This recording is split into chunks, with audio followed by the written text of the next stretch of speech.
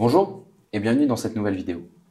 Aujourd'hui, nous allons interviewer Vladimir Tikhonchuk, professeur émérite à l'Université de Bordeaux et chercheur au CELIA ainsi qu'à Ila Biblians en Tchéquie.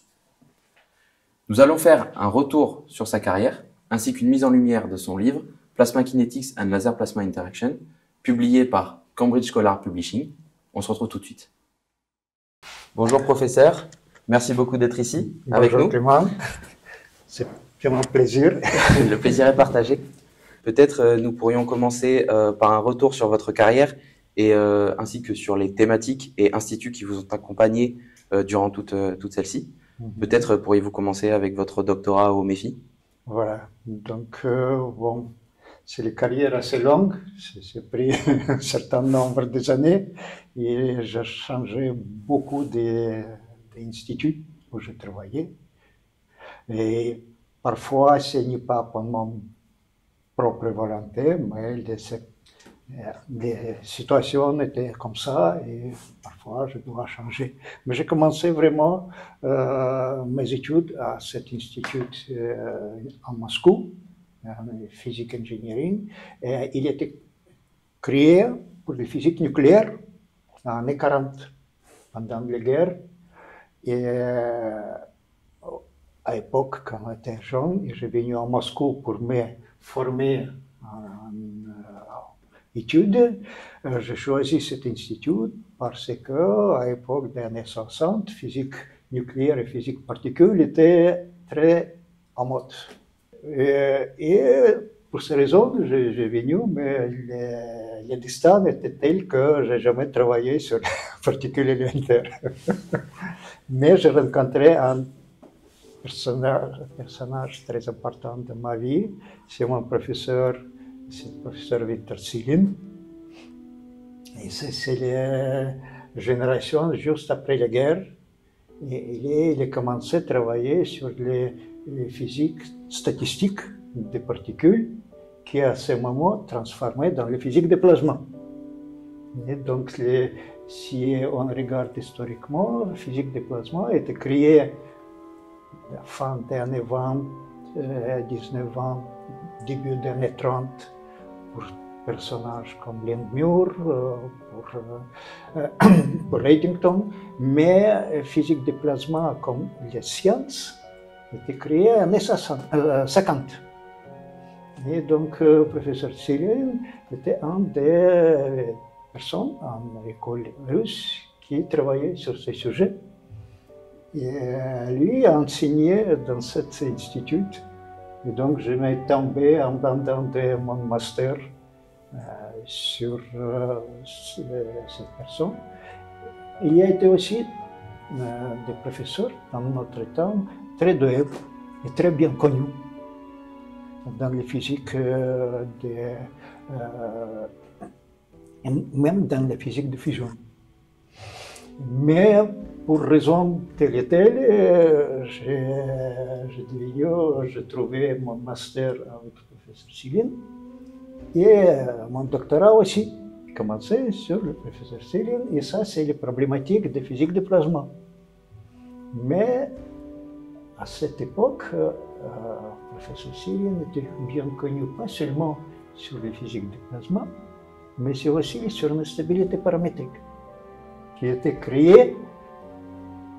Lui était une des premières personnes qui fait la publication sur ce sujet des années 65. Il y a quelques publications avant, mais ça, c'est vraiment les publications qui bien citées jusqu'à maintenant. Et moi, il m'a donné cette problématique comme le sujet de ma thèse. Donc, je m'ai tombé dans la physique des plasmas sur une stabilité paramétrique par hasard. D'accord. Et les autres situations n'est pas prévues du tout, mais j'ai commencé ma thèse en 71, d'accord, 71, et à 72, il y a des équipes américaines avec John Nichols. Il a publié des articles sur les fusion laser. Et dans cet article, il était écrit que l'instabilité paramétrique peut empêcher l'absorption de laser. Et bien sûr que les personnes qui travaillaient sur les fusions à laser à Russie, c'est dans l'institut de Lebedev où travaillait mon professeur Céline. C'était académicien Bassov, qui est un des Nobel lauréats sur la physique des lasers. Et lui est immédiatement devenu un spécialiste pour la stabilité paramétrique, Céline. Et donc, par ce jeu d'hasard, je me formais dans la stabilité paramétrique. Et plus, pendant ma thèse, je suis aussi entré dans le contact expérimental des laboratoires du professeur Bassov qui construit laser. Et donc, les premières expériences d'interaction laser-plasma étaient faites en Russie, dans le laboratoire où je travaillais presque chaque jour. D'accord? C'est Lebedev, c'est l'institut académique. Et l'institut MEFI où j'étais thésard était l'institut de formation, comme l'université. Et donc, ce lien entre ces deux institutions était très fort. Et donc, juste après la fin de ma thèse, j'ai été embauché comme chercheur dans cet institut de Lebedev, où j'ai travaillé pendant 25 ans. Et on a fait pas mal de choses intéressantes sur toute l'instabilité paramétrique, interaction laser-plasma, accélération des particules. Tout ça était dans ce contexte de travaux théoriques, mais en même temps avec une collaboration très étroite avec l'expérimentalisme. Et petit à petit, on a commencé à collaborer, pas collaborer, mais au minimum échanger avec les gens d'autres pays. En France, il était très actif. Il était créé aussi les femmes des années 70, c'était le laboratoire de laser intense. Ça s'appelle LULI. Ce laboratoire existe, et l'organisateur de ce laboratoire, Edouard Fabre, c'était des personnes qui reconnues après, bien sûr. Mais à cette époque, on a plutôt commencé à se voir dans les conférences. Voilà, c'est cette histoire qui a commencé comme ça, et après, la situation en Russie s'aggravait assez fortement, donc j'ai passé à collaborer avec mes collègues au Canada, dans l'Université d'Alberta. Il y a très groupe intéressant qui était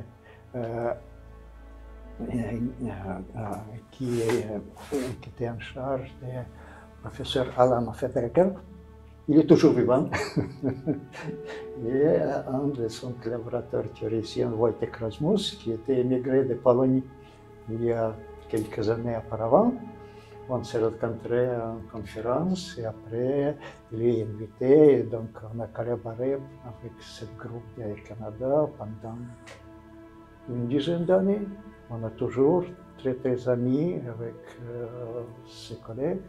Mais après, j'ai rencontré au Canada aussi un personnage très intéressant, très doué, c'est Denis Pen, qui était devenu le directeur de l'ULI. Et donc, il m'a invité à visiter l'ULI. Et à ce moment, il y a notre histoire a commencé, parce que nous sommes déjà dans les années 90. En 90, le laser a fait des progrès énormes pendant 20 ans. Et les Américains ont commencé un projet très ambitieux qui s'appelle National Ignition Facility. Et les Français aussi commençaient un projet parallèle qui s'appelle LMJ. Donc LMJ était accompagné avec la formation des gens dans le domaine académique, parce qu'on doit créer les spécialistes dans ce domaine qui n'existait pas avant. Et donc ça, c'était un mouvement qui est initié par le Comité pour l'énergie atomique.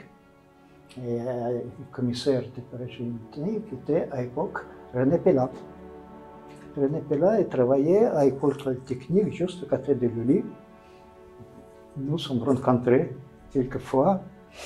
Et donc ça, c'est pour l'initiative du nouveau directeur de Lully qui était Alain Bigus. Il m'a proposé de venir à Bordeaux pour créer un laboratoire à côté de Lully pour faire les recherches et formations.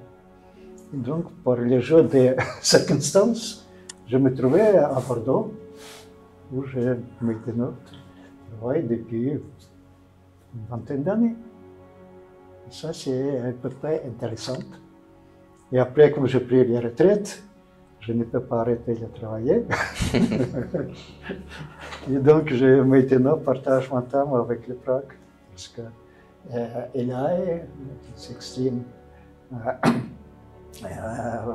laser facility. Et c'est un organisme intéressant et avec de bonnes formations.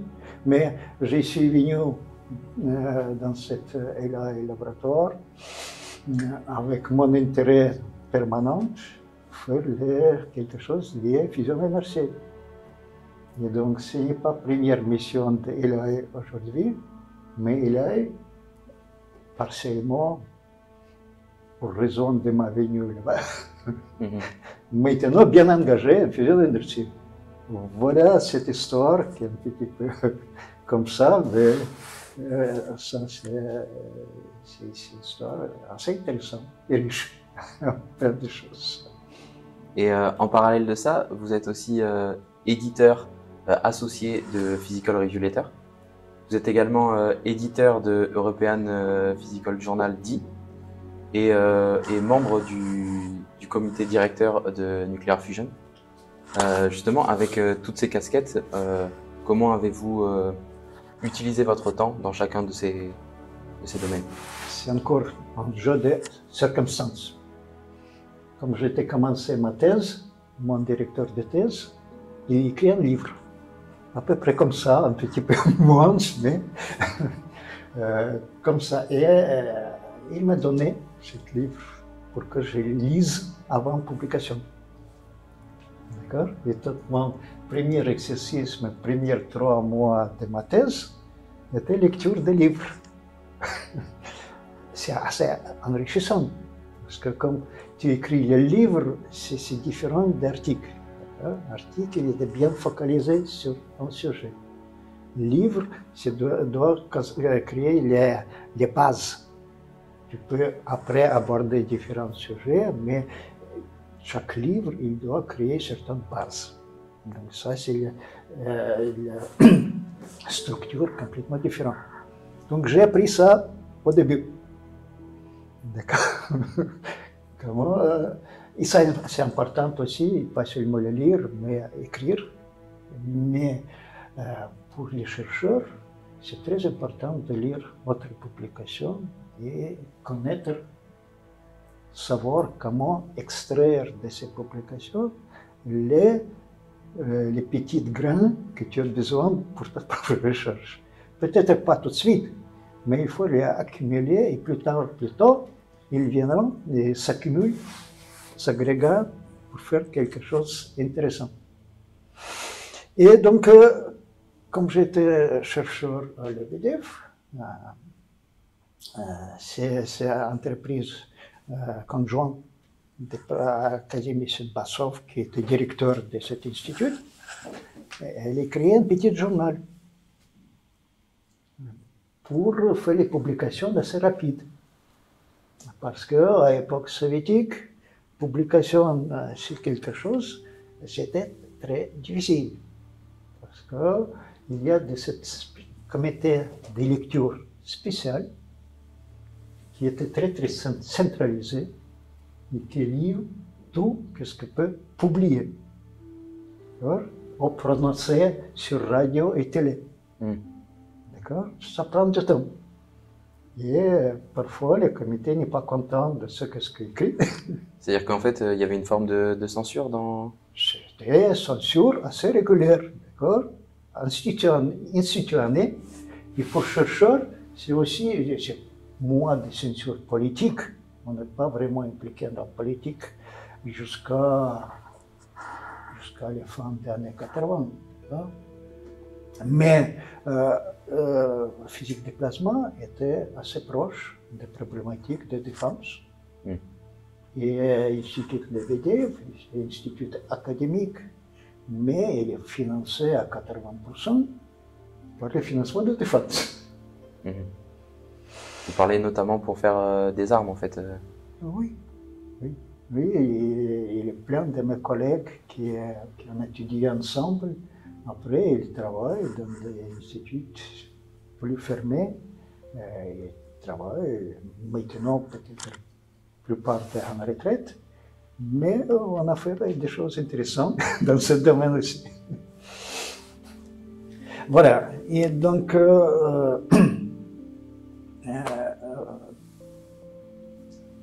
on a créé un petit journal comme ça pour que les thésards peuvent publier ces travaux sans grand empêchement pour aller à un grand journal qui prend des années.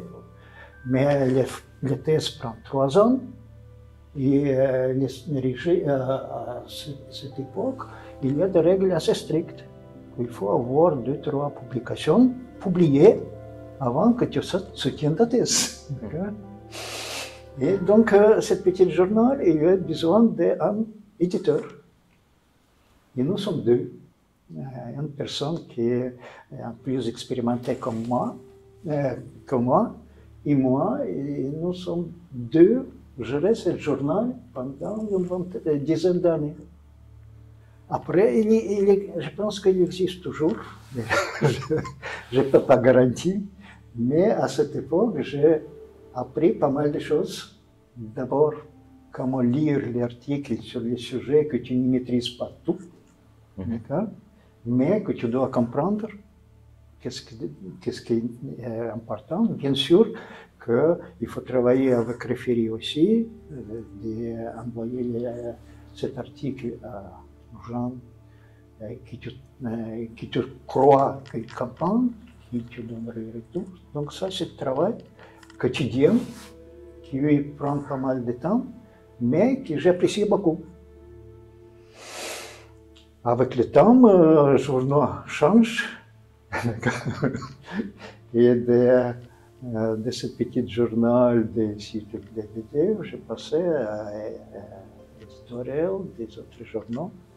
J'ai passé une dizaine d'années dans l'European Physical Journal.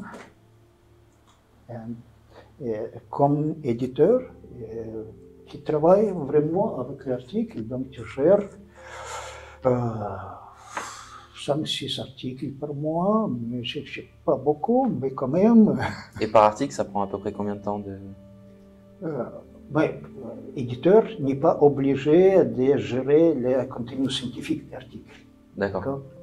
L'éditeur doit gérer que l'article est bien écrit et il y a toutes les composantes nécessaires.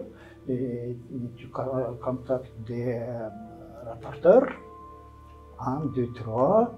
Les gens n'ont pas tous bonne volonté, donc il faut les pousser. Après, il faut évaluer le rapport et prendre les décisions. Est-ce qu'on publie? On ne publie pas? Est-ce qu'il y a des corrections à faire? Et donc, ça, c'était l'expérience que j'ai appris. Cette Physical Journal. Et après, c'est Nuclear Fusion, parce que la physique des fusions, c'est plutôt les journaux les plus importants dans ce domaine. Voilà, et, dernière, combien? 7 ans, 8 ans, c'est le physique review letters, mais j'ai pris encore Oui, là un on est niveau loin. plus important, c'est, comment ça s'appelle, Directional Associated Editor ou quelque chose comme ça. Donc, je n'ai pas géré l'article, j'ai géré les conflits. Ah, Si l'article est bon, il ne me touche pas. Mais s'il y a des soucis, par exemple, il y a 2 reporters qui avaient posé, et après, le rapporteur, bien sûr, qu'il n'est pas content, il appelle des décisions générales. Et donc, ça, c'est l'appellation que je gérais. Où il y a très souvent, l'éditeur qui travaille sur le sujet, il me demande est-ce que cet article est approprié pour ce journal ou pas, sans passer par un reporter. Et c'est premier, pour physique lettre, c'est moitié d'article, passe comme ça. C'est l'éditeur lui-même prend les décisions que cet article n'est pas approprié. d'accord. C'est les pratiques plus récentes. Il y a 20 ans, on n'a pas pratiqué ça, mais le nombre de publications augmente très rapidement. Il faut gérer les flux. Est-ce que c'est parce qu'il y a plus de chercheurs qu'avant ou...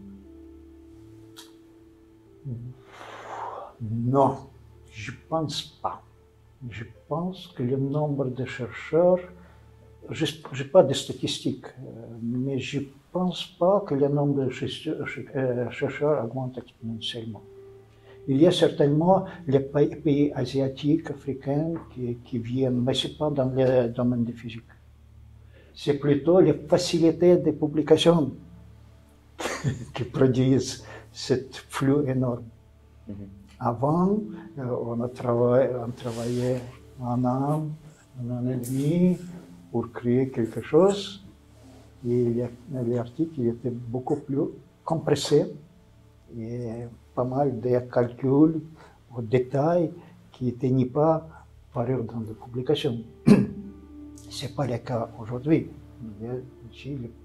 Les résultats qui proviennent parfois n'est pas très probant qui est publié.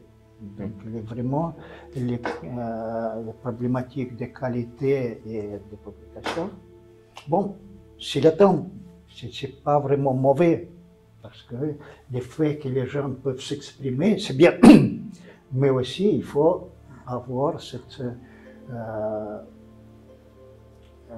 possibilité d'évaluer ce qui se passe avec l'article, la qualité, et donc cette peer review, c'est toujours reste la référence. Voilà, donc j'ai terminé ma position comme directeur, éditeur associé à Physics Letters, mais je reste toujours Radiation Extreme comme le membre de l'éditeur board. Ça, c'est une autre problématique. Ce n'est pas vraiment le gérer l'article en quotidien, c'est plutôt proposer les thématiques, chercher les groupes qui font de bon travail, et les inviter de faire des publications dans cette journée.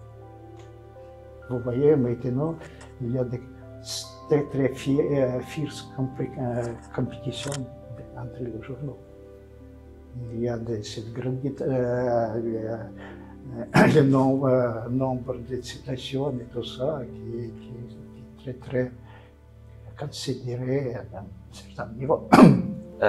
Vous avez également reçu un prix Édouard Teller, donc qui récompense les travaux pour les lasers plasma, pour les travaux dans le domaine laser plasma chaud et fusion, pour une thématique que vous avez abordée tout à l'heure, donc les instabilités paramétriques. Est-ce que vous pouvez nous parler un peu plus de ces travaux sur les instabilités paramétriques? Bon, c'est un sujet qui est venu, comme j'ai expliqué, en années 60. Et la motivation première était, à l'époque, les sujets les plus importants, c'est accélérateur, d'accord, dans la physique nucléaire, physique des particules, il faut accélérer, et il y a accélération pour les champs électriques, d'accord, il est toujours comme ça, et donc, à l'époque, était apparu l'idée qu'on peut accélérer pas seulement les champs électriques, mais le gradient d'intensité des champs, qui s'appelle force par matrice. Et dans ce champ, il doit être suffisamment intense. Et donc les particules commencent à faire les mouvements non linéaires et créer les autres ondes. Ici est apparu l'instabilité paramétrique. Mais c'est aussi un sujet connu depuis longtemps. Parce que si tu regardes la symétrie onde des particules, il y a particules qui créent quelques composantes, elles peuvent se diviser en deux, en trois. Mais pareil, les ondes, s'il y a des conditions appropriées, les ondes peuvent aussi se diviser en deux ou trois. Et donc, dans le monde des ondes, ça s'appelle la stabilité paramétrique. Et il a trouvé deux applications très importantes. Il est toujours comme ça depuis les années 60-70, c'est la fusion. Dans la fusion par confinement magnétique, on toujours utilise des ondes pour chauffer le plasma. Et il chauffe le plasma pour déposer des énergies d'onde dans le plasma, dans les particules. Pour ça, on passe par instabilité paramétrique. Mais dans les plasmas de fusion magnétique, c'est très compliqué parce que les champs magnétiques très compliqués, les ondes aussi très compliquées. Et les fusions et le laser, situation un petit peu plus simple, mais toujours compliquée. Et c'est ce que nous avons travaillé sur ce dépôt d'énergie laser dans les plasmas créés par laser. Et dans ce cas, l'instabilité paramétrique il est plutôt l'effet néfaste. Parce qu'il crée les ondes qui peuvent s'échapper, c'est rétrodiffusion, ou ils peuvent créer les particules, déposer les ondes dans le plasma. Dans cette onde de plasma, il crée accélérer les particules. Et ça, c'est aussi les situations qu'on essaie d'éviter dans les situations avec la fusion universelle. Donc, ça, c'est les sujets que nous avons travaillés. Et voilà, c'est qu'est-ce que, finalement, à peu près, avec quelques de mes collègues, comme je dis, j'ai commencé à travailler sur l'instabilité paramétrique à liaison très très fort avec l'expérimentateur. Et ça, c'est toujours été la partie motivante de mon travail, parce que c'est pas seulement formule qu'il faut écrire, mais il faut les donner le sens et voir comment il applique dans les vies réelles. Et après, qu'est-ce que vie réelle tu dis sur ton travail et comment il faut améliorer. On a toujours un petit peu travail en aveugle. On ne sait pas exactement qu'est-ce qu'on va trouver. Et donc, il faut écouter les retours d'expérience et les guides très importants. Et voilà, donc c'est ce travail qui était fait. Et à l'époque, comme nous avons travaillé, c'est déjà, comme je disais, à Bordeaux, cette problématique de processus spécial dans la fusion immersive, on s'appelle l'allumage par choc, qui besoin d'une intensité laser plus élevée et une stabilité paramétrique encore plus importante. Et donc, c'est ces travaux que nous avons fait en collaboration avec plusieurs personnes. Ce n'est pas seulement moi qui ai travaillé sur ce sujet. À l'époque, quand il est accordé moi ce prix, j'étais très honoré pour avoir ce prix, parce que c'est vraiment le prix très limité. Il y a une vingtaine de personnes, probablement trentaine de personnes qui ont reçu ce prix à partir de l'époque comme Edward Teller était encore vivant. C'est très rare comme avoir des prix attribués à des personnes vivantes, mais comme j'étais reçu, c'était en 2017, Edward est décédé. Mais John Knuckles, il est toujours vivant. Il est toujours, donc je pense que pour lui, c'est un très bon cadeau que NIF, après pas mal de galères, finalement réussit d'allumer le produit de réaction. Je m'imagine comment les personnes qui ont les premières qui ont conçu de ça et pensé de ça, vécu jusqu'à l'aboutissement partiel de son travail. Oui, puisque pour le rappeler, le NIF a réussi à atteindre le premier seuil d'ignition en fait, oui. de l'histoire. Il y a en décembre 2022, donc c'est 18 ans après la conception de cette installation. Et justement, pour en revenir à ce que vous disiez un peu précédemment, donc que ce soit à travers des instabilités paramétriques ou encore de votre livre, vous avez une approche très analytique de la physique. Est-ce que dans un monde où les simulations sont de plus en plus performantes, dans votre livre vous évoquez notamment les codes particle in cell, donc les codes PIC, ou les codes VFP, Vlasov-Fokker-Planck, on pourrait aussi évoquer l'implémentation de l'IA dans ces codes-là pour diminuer les temps de calcul. Est-ce que, selon vous, la physique analytique a encore sa place dans la recherche moderne? J'ai été convaincu que c'est le cas. Bon, comme j'étais étudiant, les calculateurs étaient assez compliqués. Il existait. Pendant mon thèse de master, j'ai dû calculer une dispersion d'ondes pour trouver le spectre d'ondes dans les pas plasma, dans les tuyaux solides. Mais j'ai programmé cette équation de dispersion, la résolution de cette équation de dispersion. C'était un paquet de cartes comme ça. J'étais passé ma nuit dans le calculateur, quand on a donné manger toutes ces cartes. Il était vraiment clignoté pas mal de temps, mais il est entré dans le loop, il n'est jamais sorti. Donc, je n'ai pas réussi de calculer cette équation de dispersion avec le calculateur à l'époque. Mais c'était il y a pas mal de temps déjà. Bien sûr que l'introduction de calculateurs performants et d'interactions intelligentes beaucoup plus comme langage normal changer les données complètement. Mais toujours, les outils numériques, c'est un outil. Les outils sont importants. On ne peut pas travailler, même manuel, sans tournevis ou des autres outils.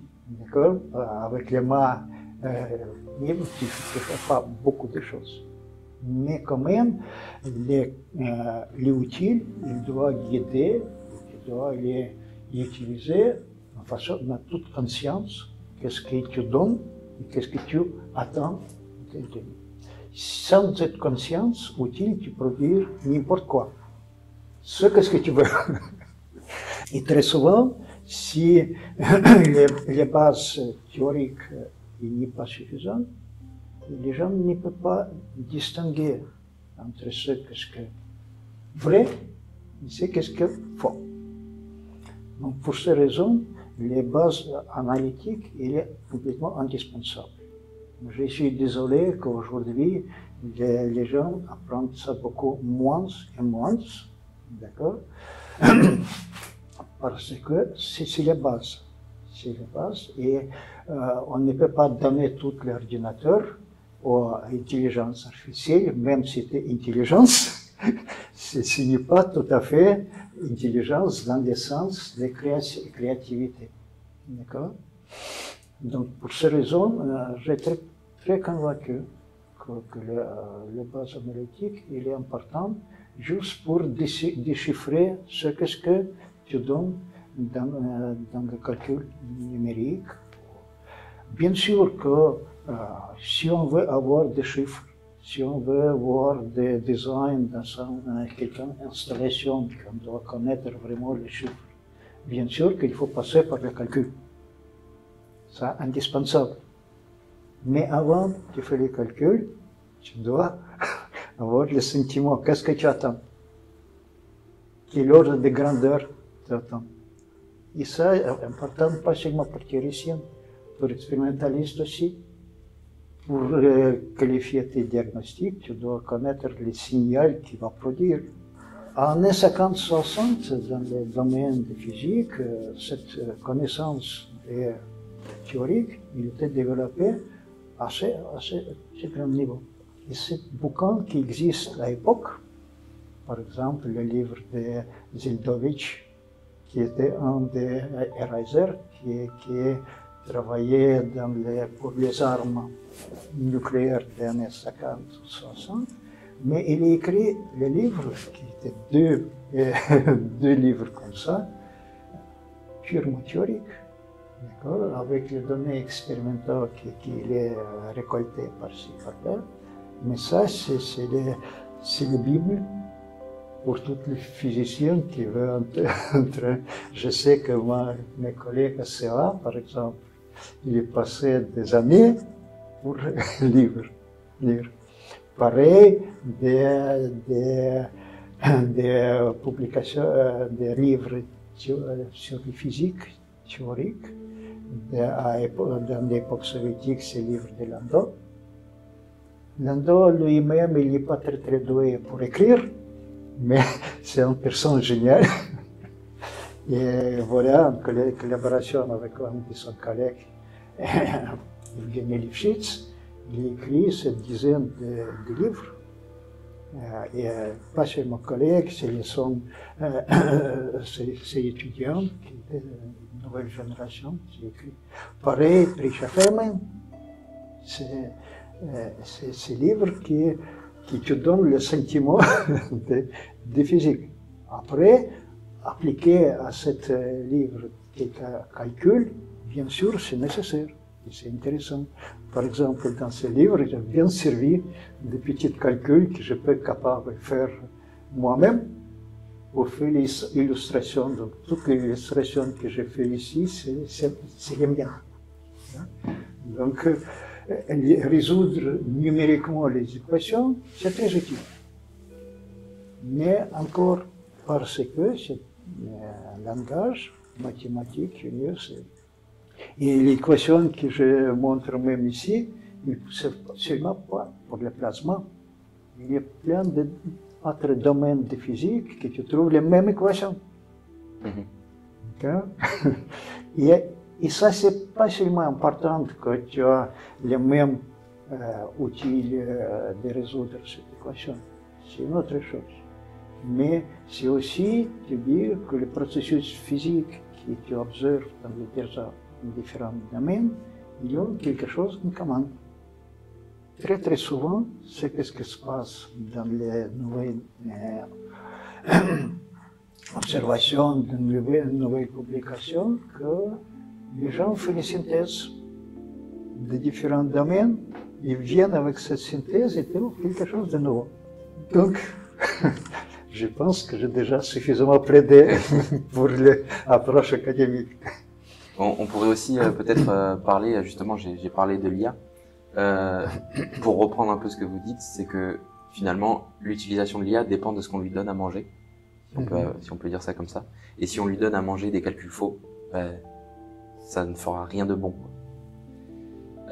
Pour beaucoup, justement, ces calculs sont très abstraits et les applications ne sont pas forcément évidentes. Est-ce que vous pourriez nous en donner quelques-unes, justement, des applications? On a parlé, j'ai enseigné ici à l'université, dans quelques cours de mathématiques, de résolution d'équations ordinaires à dérivées partielles. Et ça, c'est l'équation qu'on utilise dans ce livre. Par exemple, l'équation Schrödinger non linéaire, d'accord, elle provient du domaine de mécanique quantique. Je ne suis pas très fort en mécanique quantique parce que, bon, j'ai passé bien des cours, mais je n'ai jamais moi-même travaillé trop fortement dans ce domaine. Mais dans le domaine des ondes, c'est l'équation qu'on utilise, par exemple, pour décrire les propagations des faisceaux laser dans le plasma et les processus de filamentation, de séparation des faisceaux en plusieurs sous-faisceaux.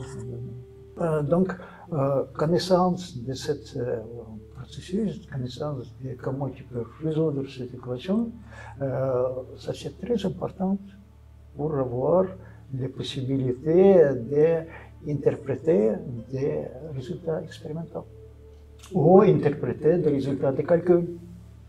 Ça provient bien sûr avec l'expérience, mais comme je regarde les résultats de calcul, j'essaie de comprendre à quel processus élémentaire ça correspond. C'est pas facile de déchiffrer. Parfois, c'est pas un seul processus, parfois c'est plus compliqué. Mais quand même, connaissance de les choses élémentaires est absolument nécessaire. C'est notre boîte d'outils, d'accord? Nous avons des outils, mais aussi les boîtes qu'on peut trouver tel et tel outil, les blocs élémentaires qu'on peut utiliser. Et donc la structure de ce livre, c'est exactement cette boîte d'outils. Et dans la physique du plasma, il y a deux gros blocs. C'est des particules, mais dans le plasma, ce n'est pas seulement les particules, mais c'est les particules chargées. Les particules chargées créent le champ. Et donc le champ crée des ondes. Donc onde et particules, c'est deux faces du plasma. Et c'est qu'est-ce que le plasma fait distinguer des gaz ou des autres milieux où les ondes, le couplage entre ondes et particules, il existe aussi, mais c'est moins développé. En plasma, c'est vraiment les bases de base. Et donc, pour ces raisons, il y a des cinétiques de particules, il y a des lasers et des ondes. Donc, ce que j'ai choisi pour ce livre, c'est le chapitre que j'ai enseigné ici, dans cette université, à cet auditorium, mais ici, sur ces sujets. Sur ces sujets. Donc, il y a des ondes, il y a des autres formes des ondes, ça s'appelle rayonnement, mais c'est aussi une onde avec des propriétés spécifiques. Et il y a des particules qu'on peut traiter comme des particules séparées et comme la masse des particules, agrégat des particules, c'est le milieu continu. Et donc tous ces aspects, ils sont absolument nécessaires pour créer les bases. Pour ces raisons, 2/3 de ce livre, ce n'est pas les instabilités paramétriques, je reviens quand même à la fin, parce que ça c'est important. Mais pour créer cette base nécessaire que j'ai choisi avec la conscience, c'est ce que vraiment, disons, les gens qui travaillaient sur la fusion par laser. Par exemple, le confinement magnétique, il est très faiblement évoqué dans ce livre. Pour ces raisons que j'ai besoin de faire le choix, et j'espère que ce livre va servir pas seulement pour les étudiants master des arts, mais même pour mes collègues qui enseignent. Parce que quand même, plein de choses qui sont dans le livre, il est toujours enseigné dans cette université par mes collègues. Notamment, il y a des exercices aussi à la fin de chaque chapitre. Avec exercice, il y a deux choses. Donc, pas mal de chapitres, ou sous-chapitres, c'est aussi comme exercice. D'accord? Mais il y a trop de cet exercice, et donc une partie j'ai développée qui était un petit peu plus compliquée, et dans ce cas, j'ai démontré cet appareil mathématique qu'on peut utiliser, et les autres qui sont un petit peu plus simples, j'ai mis dans les sections d'exercice que j'ai donné juste les solutions, mais résultats, mais je ne donne pas des solutions détaillées. Mais ça existe, ça existe. Je vérifie qu'il n'y a pas de solution, question, qu'il n'y a pas de réponse. Oui. Dans votre livre, donc, comme je le disais, vous avez une approche analytique, mais pas seulement. Vous évoquez aussi certaines expériences qui ont été faites. Est-ce que vous pouvez nous expliquer ce qui rend compliqué la compréhension théorique de certaines observations expérimentales, ou encore qu'est-ce qui rend compliqué la maîtrise expérimentale de certaines instabilités? Donc, en tous les cas, c'est très important de faire certaines distinctions entre l'expérience et la théorie. La théorie, il est analytique. Analytique, ça veut dire qu'il divise les blocs élémentaires. Bloc élémentaire, c'est une instabilité paramétrique, une autre instabilité paramétrique, accélération des particules, et on divise ça dans cette boîte élémentaire et on développe les approches théoriques. Parce que l'équation qui nous pourrions résoudre analytiquement, il doit être assez simple. Donc il ne peut pas tenir compte de plusieurs processus en même temps. Ce n'est pas le cas d'expérience. L'expérience, c'est un ensemble de ce que nature te donne comme résultat. Et c'est à toi de déchiffrer ce que nature te veut dire. Donc, ça c'est le mélange de différents processus. C'est le talent d'expérimentateur de poser cette expérience de telle façon pour donner la priorité de tel et tel processus. À l'époque des lasers, j'ai évoqué les années 70, que le laser était dans son plan de développement. Imaginez que les premiers lasers rubis avec des amplificateurs comme ça étaient en années 60. En années 72, dans l'Institut de Guedev, on a construit le laser en 1 kJ qui contient 8 faisceaux qui chaque délivrait une pulsion de 100 joules. Comparé avec microjoules de Maimon, c'est quand même une grande différence. Pour ce temps de 10-12 ans. Et le laser progresse. Vous voyez combien de prix Nobel attribués à ce domaine. Néanmoins, comme on a parlé d'interaction laser-plasma et laser physique, on utilisait les lasers qui ont dispo. Donc, ce laser qui était produit faisceaux, oui, ça s'appelle Kalmar, donc avec les pinces de 8 ou 9 pinces, je ne me rappelle pas. Mais la qualité des faisceaux était assez déplorable. Ce n'est pas les tâches gaussiennes, rondes, comme c'est un ensemble qui est des tâches qui on contrôle mal et de tir à tir se change. Et donc notre essai d'appliquer notre connaissance théorique à cette expérience était aussi approximatif. Et ça continuait pendant une quinzaine d'années. Ce n'est pas seulement notre expérience, c'est dans tout le monde. Et en l'année 80, l'idée est apparue. Donc, on a déjà compris que le problème, que le laser n'est pas reproductible, et si on n'est pas reproductible, il ne peut pas vraiment refaire ce qu'on essaie de faire. Et le laser ne donne pas des statistiques nécessaires pour nous. Donc, on doit travailler sur le laser. Et on a développé cette idée de lissage laser, message spatial, laser temporel, qu'on crée les lasers vraiment compliqués, ce n'est pas les tâches grandes gaussiennes, c'est plus compliqué, mais c'est statistiquement reproductible.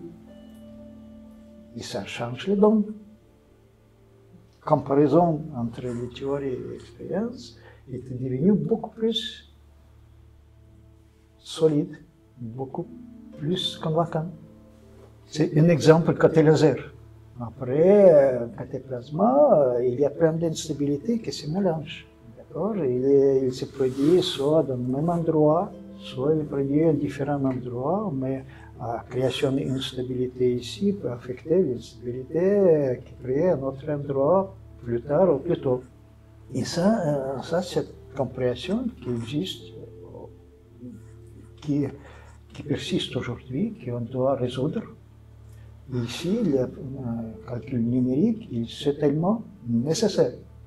Il est vraiment important, mais encore, il faut distinguer et voir comment ces plusieurs petits phénomènes théoriques qu'on comprend, qui s'agrègent et comment les résultats ils produisent à la fin. Soit c'est les chaînes, soit c'est les actions parallèles, mais chaque fois c'est quelque chose qu'on doit travailler. Et dans ce cas, ce lien entre expérience et théorie, il est très enrichissant. C'est comme un puzzle, d'accord? Chaque fois, c'est qu'est-ce qui m'intéresse dans la physique, c'est quelque chose que tu ne comprends pas aujourd'hui et tu peux expliquer demain. Donc, on a déjà abordé plusieurs sujets. Vous, dans votre livre, vous abordez aussi un grand nombre de sujets. Donc, on a parlé notamment des instabilités paramétriques, mais vous abordez également donc la dynamique des particules dans les plasmas, ou encore la radiation des électrons, ou l'allumage par choc, entre autres. Actuellement, sur quel sujet travaillez-vous? C'est une question difficile. Jamais, depuis longtemps, je travaille sur sujets parallèles. Et aujourd'hui, c'est qu'est-ce que vraiment le travail qui prend beaucoup de temps, c'est toujours fusion inertielle par laser, mais c'est plutôt côté d'organisation. Il faut organiser les communautés européennes qu'on peut travailler sur les fusions dans les conditions normales avec les installations laser pertinentes. Ce n'est pas existé aujourd'hui et ça, c'est ma préoccupation la plus importante. Après, il y a ce travail organisationnel. Donc, il faut parler à gens, il faut construire les projets. Maintenant, on prépare un projet qui doit partir à Europe en mars pour qu'on puisse créer les projets conception de ce laser. Et ça, c'est inclus le développement théorique, l'expérience, mais pas seulement ça, mais le développement laser, le développement matériel. Donc, c'est des sujets beaucoup plus complexes. Et ça implique beaucoup de gens. Et la communauté européenne aujourd'hui, elle n'est pas assez prête. Nous sommes très peu nombreux. Donc, il faut formation. Il faut éducation. Donc, ça, c'est la première chose qui prend pas mal de temps. Mais après, j'ai toujours travaillé sur une stabilité paramétrique avec un jeune monsieur de CA. Nous avons juste finalisé l'article sur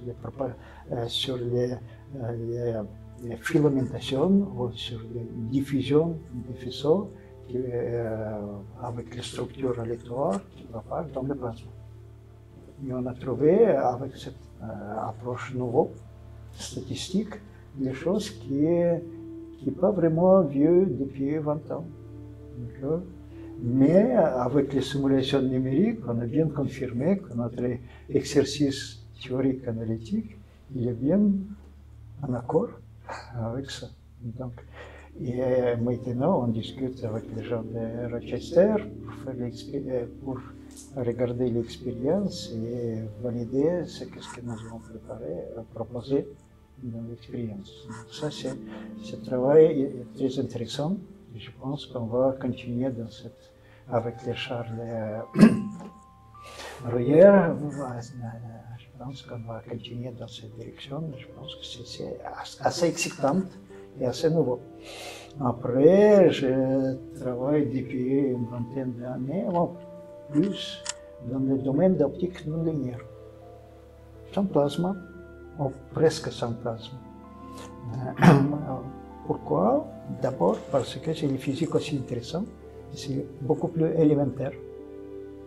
Par exemple, avec nos collègues de LOA, région parisienne, laboratoire optique appliqué, nous travaillons sur ce problème lasing, création de lasers en atmosphère. Donc, faire rayonner ou émettre le rayonnement des molécules d'azote dans l'atmosphère sans miroir, mais créer amplification. Ça s'appelle superluminescence, c'est quelque chose comme ça. Et ça, c'est une problématique assez intéressante.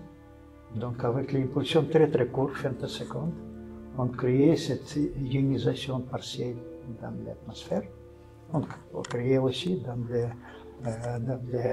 tubes, dans les petites cellules de gaz laser.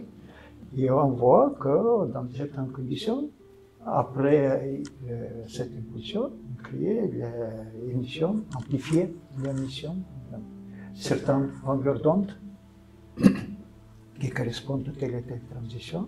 Et cette transition, elle peut être aussi comme une stabilité paramétrique. Donc il y a certaines liaisons entre ces différents processus.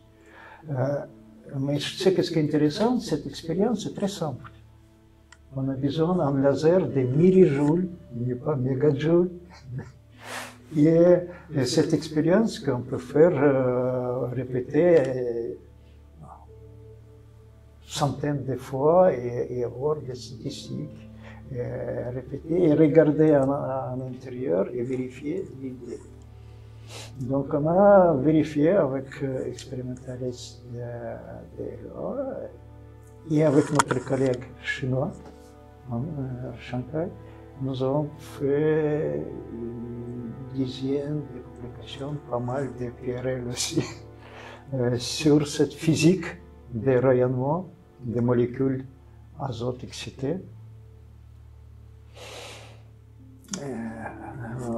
Voilà, donc ça c'est un sujet complètement différent. Voilà, je pense que c'est plus ou moins que ce que c'est prendre ma temps. Nous aussi travaillons sur le sujet qui concerne ta thèse, sur cette accélération des protons dans les hélices, qui aussi, au début, était quelque chose de très applicatif. Et on a trouvé pas mal de belles physiques dedans. Oui, de belles équations, oui. De belles équations. Vous avez aussi travaillé, si je dis pas de bêtises, vous avez fait une publication récemment avec Stéphane Weber sur les FOM, les mousses. Ah oui, oui, j'ai complètement oublié ce sujet que j'ai essayé de promouvoir depuis un certain nombre d'années. Et maintenant, ça commence de voler. C'est vraiment la physique des interactions laser avec milieu structuré. Forme en mousse, c'est un exemple qui est intéressant pour les fusions inertielles, parce que c'est un matériau léger, mais quand même matériau solide. Pas tout à fait solide, comme le mousse, il est un petit peu.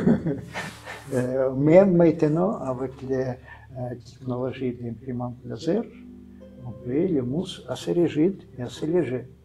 Et ça, c'est intéressant pour l'application de fusion. Mais la physique des interactions avec ce milieu structuré, c'est très compliqué. Ça s'appelle matériaux poreux, d'accord? Et la physique des matériaux poreux, c'est hydrodynamique des matériaux poreux, hydrodynamique des sables. c'est quelque chose de quotidien, mais qui est mal compris. Donc, nous avons commencé avec les mousses qui est transparente pour laser, initialement transparente, d'accord? Le milieu qui est densité assez basse. Mais quand tu commences à ioniser, il devient opaque. Et cette ionisation qui est propulsée par laser. Et donc nous avons développé cette physique élémentaire d'ionisation, d'homogénéisation, qui était assez intéressante. Donc on a fait déjà pas mal d'expériences à Prague, avec mes collègues d'ELAE, mais pas seulement. Notre collègue de CELIA, maintenant Philippe et Didier et Dimitri, ils sont à Osaka. Ils font une expérience aussi avec cette mousse imprimée. Et ça, c'est devenu un sujet vraiment mondial, parce que j'ai juste reçu il y a quelques jours une invitation de nos collègues de Rochester qui veulent organiser un workshop à l'été sur les applications de mousse dans les fusions inertielles. Et donc, probablement, on va organiser les séries de séminaires, d'abord séminaire Zoom, et après, probablement, une conférence en présentiel sur cette histoire de fond, de mousse. Et nous avons, avec les mousses transparentes, on peut moins maintenant obtenir de satisfaction. Mais les mousses sur dense, il est encore plus difficile à résoudre parce que c'est lié à la physique des turbulences. Et donc ça, c'est aussi un sujet passionnant qu'il faut aborder. Donc, au cours de cette interview et dans votre livre, ou que ce soit dans vos publications scientifiques, vous citez bon nombre de chercheurs, parce qu'on peut le rappeler, la science c'est aussi un sport d'équipe. Est-ce que parmi eux, il y en a certains qui vous ont peut-être plus inspiré ou auxquels vous souhaiteriez rendre hommage, ou encore qui ont plus collaboré avec vous et qui ont plus contribué à vos recherches? Oui, il y a tous les deux. Je dois rendre hommage d'abord de mon professeur Victor Céline, qui j'ai appris beaucoup. Malheureusement, il est déjà décédé. Mais ça, c'est vraiment l'école d'approche analytique. Il était moins intéressé à une expérience. Et donc, c'est plutôt l'approche rigoureuse scientifique, théorique, que j'ai appris. Et moi, j'ai choisi ma propre voie. Je ne peux pas copier de ce professeur. Mais il y a beaucoup de très très bons chercheurs qui ont inspiré moi dans ma vie. Et parce que j'ai été formé dans l'école soviétique de physique, et bien sûr que les publications des livres de Landau étaient très importantes. Il est toujours très important. Si je consulte souvent, c'est le livre de Landau. Et pas que dans l'Union soviétique en plus, dans le monde entier. Oui, mais j'ai tous les livres dans mon bibliothèque. Il est vieux, il est vraiment un petit peu génie, mais toujours très inspirant. Donc voilà, c'est deux groupes de chercheurs, donc Landau et Lifshitz. Et un autre groupe, c'est Zildovich et Reiser, qui est plutôt orienté dans la physique du choc, des plasma, des fluides, qui m'a inspiré beaucoup. Mais dans cette époque des années 60, il y a beaucoup de très très bons chercheurs, et même que j'ai utilisé dans ce livre, parce que c'est les travaux qu'il a fait à l'époque. Il est un petit peu éparpillé par tous les journaux ou les publications qui ne sont pas très accessibles. Et je l'ai mis dans le livre comme application, comme illustration, parce que c'est important. Et ça, c'est le travail analytique qui montre le petit sujet, mais bien développé. Donc, mais c'est aussi, la physique, c'est mondial. Et côté des publications européennes et américaines, c'est la publication de Marshall Rosenbluth, qui était... il a commencé la physique des plasmas, parce que les signitifs des plasmas, c'est la publication de Marshall, comme il était, grosso modo, il est très jeune chercheur. Mais après, il a travaillé sur différents sujets de physique du plasma. Il a touché la stabilité paramétrique, mais vraiment touché comme Landau touché physique plasma dans les deux publications, et qui citait depuis cette année, c'est une publication sur l'équation de Vlasov, c'est l'année 30, et après, sur l'amortissement de Landau, c'est l'année 40. Et c'est tout, il n'est pas publié plus de physique du plasma, mais ça suffit. Et Marshall, il a aussi touché une stabilité paramétrique de la même façon. Parce qu'en années 60, on a plutôt regardé les milieux homogènes. Et Marshall a dit, mais si les milieux homogènes, c'est une résonance qui était très étroite. Et donc, tenir compte de cette perte de cet résonateur, c'est important. C'est une publication de Pierrel qui prend 2 ou 3 pages, je ne me rappelle pas, mais pas plus. Après, les autres développaient ça très bien.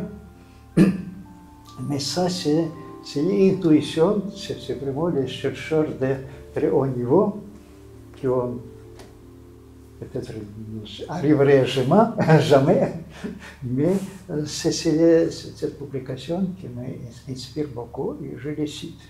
Après, il y a de mes collègues qui je dois beaucoup, parce que je n'ai pas vraiment de publications personnelles beaucoup. Dans les livres, j'ai essayé de faire moi-même pour que les autres ne me dérangent pas. Et l'idée de ces livres, c'est plutôt d'agréger les connaissances qui sont nécessaires pour formation dans cette physique des plasmas associée avec fusion laser, parce que c'est important que les flambeaux passent à la génération suivante. Et ça, c'est important que cette connaissance il est rassemblée dans des situations, mais dans des ensembles qu'on peut garder ça de façon facile. Mais je dois traiter beaucoup de chercheurs ici, donc j'aime l'enseignement. Ça, j'ai enseigné en Russie aussi. Dans les différents sujets, mécanique quantique, j'ai fait en Russie qu'ici, encore pour différentes raisons, mais électromagnétisme, j'ai fait tous les deux. Et donc, comme je suis venu ici en postdoc, j'ai considéré comme ma mission de créer cette formation de physique du plasma. Et toutes les fascicules que j'ai écrits sont des fascicules qui ressemblent entre autres. On a commencé ça avec Christian Stenz, qui était le professeur qui enseignait plasma ici. Après, les autres plus jeunes collègues, comme Emmanuel Demir, comme Jean Santos, comme Dimitri, il est venu. Et nous sommes en fait ensemble, mais c'est plutôt moi qui écris les fascicules et eux qui servent de cette fascicule. Donc ça, c'est cette approche que je pense que c'est importante, à qui je dois aussi beaucoup. C'est Jean Jacquinon, c'est conseiller du comité centre du comité atomique de CA de France. C'est Jean qui était missionné par le commissaire général pour créer la formation d'un master de fusion. C'est ensemble, je me rappelle, c'est 2005, 2004 ou 2005, gens venus ici et nous sommes deux, avec un professeur de mathématiques ici, Pierre Charrier, aller à président de l'université, de lui expliquer qu'il faut faire cette formation de physique du plasma ici. Et nous avons obtenu le soutien grâce plutôt à CA, parce qu'il est quand même soutient cette master de fusion depuis presque 20 ans. Oui.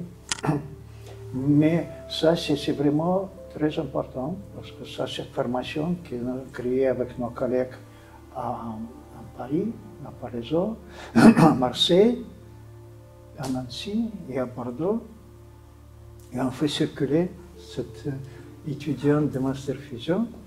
C'est à l'époque que j'ai quitté cette Master de Fusion à ma retraite, on a formé plus que 200 étudiants. Je pense que maintenant, c'est beaucoup plus.